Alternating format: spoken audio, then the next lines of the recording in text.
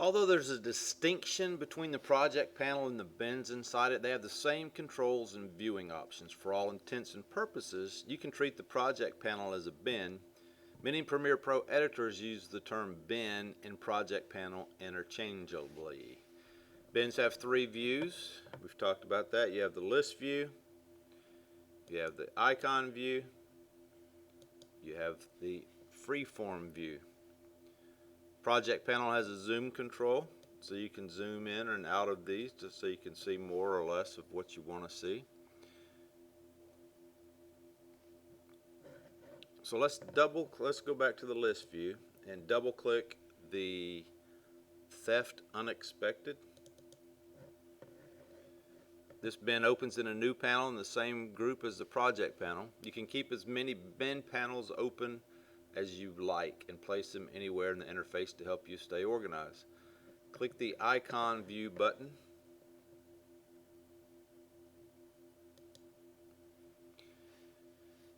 You can now see the thumbnails for the clips, and you may want to resize the project panel to see more or less view. So you get to where you see 1, 4, so on and so forth. So try adjusting it. Switch back to the list view.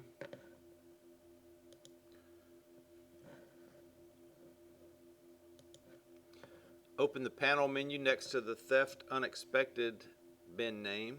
So right here, click that and choose Thumbnails. Premiere Pro now displays thumbnails in list view as well as in icon view. Drag the zoom control to the right to increase the size of the thumbnails. Notice the numbers in the clip names. They are the original media file names that were retained when you added descriptive names. For these lessons, we only refer to the descriptive clip names and omit the numbers taken from the original media. By default, the clip thumbnails show the first frame of the media. In some clips, the first frame will not be particularly useful. Look at the clip cutaways, for example. This one right here. The thumbnail shows the clapperboard, but it would be useful to see the content. You see the little, that's a clapperboard, in case you didn't know that. So switch to the icon view. In this view, you can hover the pointer over clip thumbnails to preview them. You see when you put the mouse over it, it previews that clip. Hover your mouse over that cutaways clip. Without clicking, move the pointer until you find a frame that better represents the shot. While the frame is displayed, press Command P or Shift P. Command P. And so this keyboard shortcut sets the poster frame for the clip. Switch back to the list view. Premiere Pro shows your newly selected frame as the thumbnail, so you don't see that clapperboard anymore. I didn't know you could do that. Learned something today. Bet you didn't either. Choose thumbnails from the panel menu to turn off thumbnails.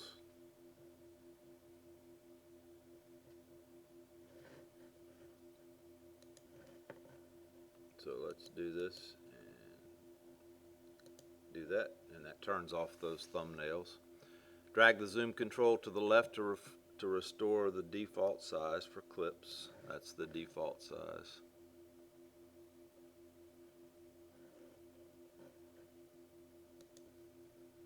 I get that some of you think this is tedious and dumb and you already know how to do all this, but the reason we are reviewing this, when you take your certification exam, some of these things you need to know how to do. You will have to do some of these things.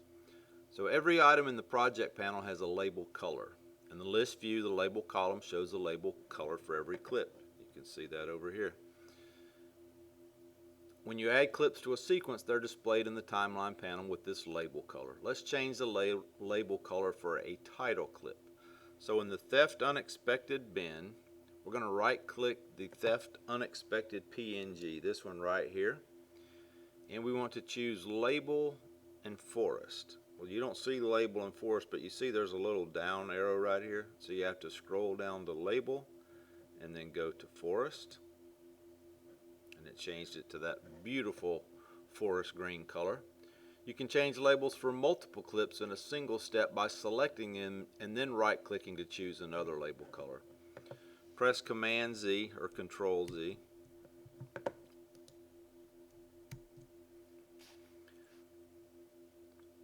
And it changed it back to lavender. When you add a clip to a sequence, Premiere Pro creates a new instance or copy of that clip. You'll have one copy in the project panel and one copy in the sequence, both linked to the same media file. When you change the label color for a clip in the project panel or rename a clip, it may or may not update copies. You can toggle this setting by opening the timeline display settings menu and choosing Show Clip Name and Label. Not going to do that right now.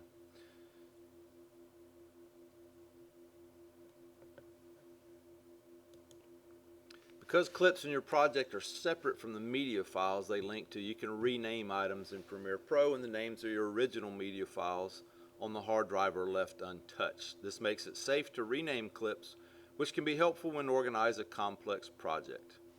So if you open Theft Unexpected by double-clicking it, it will have opened as a new panel in the same group as the project panel. Let's begin by navigating between these bins. At the top left of the Theft Unexpected bin, notice this button right here.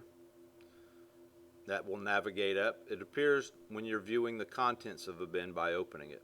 Just as Finder and Mac computers and Explorer and Windows have navigation buttons, you can use this button to browse up to the container of the current bin. In this case, it's the project panel, but could easily be another bin. So we're going to click it to get to the project panel. So this is the project panel right here. This is what yours should look like. Open the graphics bin. Right-click the clip Theft Unexpected PNG.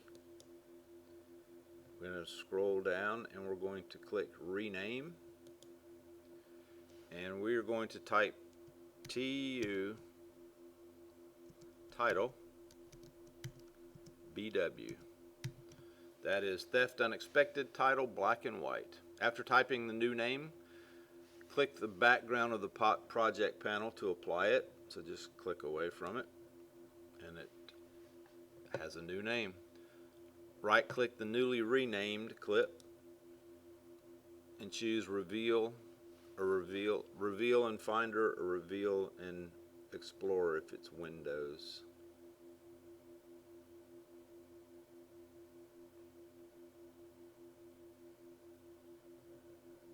Right there. And mine was on another screen. So there you go. You can see it right there. The original media file is displayed in its current location. Notice that the original file name has not changed. So there's the original file name, Theft Unexpected. You see we've named it in here, so it changed it in our project, didn't change it on our hard drive. Good place to stop and save where we are.